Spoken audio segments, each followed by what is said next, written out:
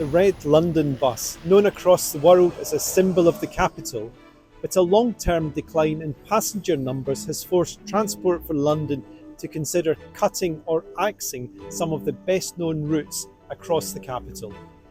Now, the routes at risk include the 19, which comes down here to the south side of Battersea Bridge, the 38, the 259 and the 279, which is the 8th most popular route in London, with about 8 or 9 million passengers a year. Now, the crux of the problem is that TfL says it is too many buses and not enough passengers in central London, and it says by making changes especially to the 19 and the 38, that will make them more reliable.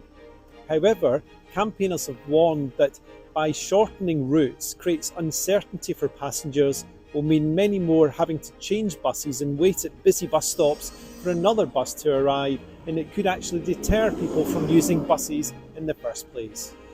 So I finally made it onto the 19 bus after waiting about 15 minutes at Cambridge Circus. Now, this is one of the issues that TfL is trying to address, the lack of reliability of the bus.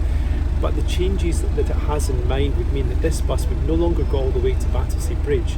It would get to Hyde Park Corner and then divert down to Victoria, rather than going through Knightsbridge and Sloane Square and along the King's Road. And this is the kind of problem that TfL faces. It's 1 o'clock in the afternoon, we're still in the King's Road, and there's only one other passenger on the top deck with me there. The rest of the bus, all the seats are pretty much empty.